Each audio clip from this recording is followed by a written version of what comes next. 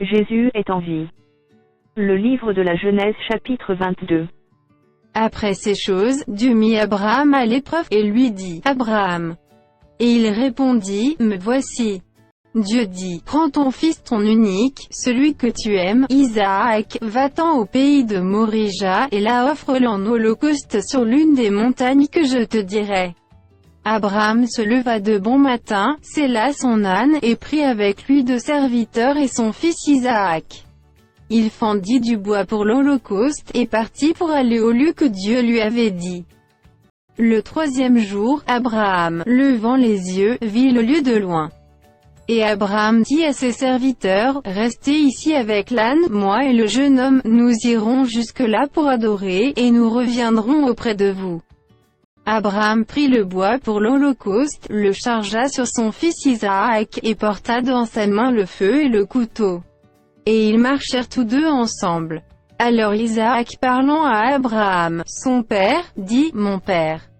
Et il répondit, Me voici, mon fils. Isaac reprit, Voici le feu et le bois, mais où est l'agneau pour l'holocauste?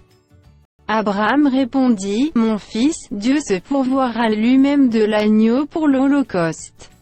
Et ils marchèrent tous deux ensemble. Lorsqu'ils furent arrivés au lieu que Dieu lui avait dit, Abraham y éleva un autel, et rangea le bois. Il lia son fils Isaac, et le mit sur l'autel, par-dessus le bois. Puis Abraham étendit la main, et prit le couteau pour égorger son fils. Alors l'ange de l'Éternel l'appela des cieux, et dit, Abraham, Abraham. Et il répondit, Me voici.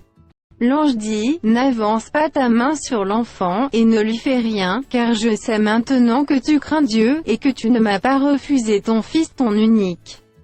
Abraham leva les yeux, et vit derrière lui un bélier retenu dans un buisson par les cornes, et Abraham alla prendre le bélier, et l'offrit en holocauste à la place de son fils.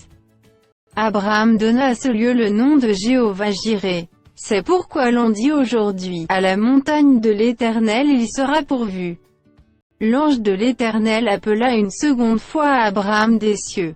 Et dit, Je le jure par moi-même, parole de l'Éternel, parce que tu as fait cela, et que tu n'as pas refusé ton fils ton unique. Je te bénirai et je multiplierai ta postérité, comme les étoiles du ciel et comme le sable qui est sur le bord de la mer, et ta postérité possédera la porte de ses ennemis. Toutes les nations de la terre seront bénies en ta postérité, parce que tu as obéi à ma voix. Abraham étant retourné vers ses serviteurs, ils se levèrent et s'en allèrent ensemble à Bir-Shéba, car Abraham demeurait à Bir-Shéba. Après ces choses, on fit à Abraham un rapport, en disant, Voici, Milca a aussi enfanté des fils à Nacor ton frère. Uts, son premier-né, Buz, son frère Kemuel, père d'Aram. Kézed, Azo, Pildash, Jidlaph et Bethuel. Bethuel a engendré Rebecca. Ce sont là les 8 fils que Milca a enfantés à Nacor, frère d'Abraham. Sa concubine, nommée Reuma, a aussi enfanté Débar, Gam, Taach et Maaka.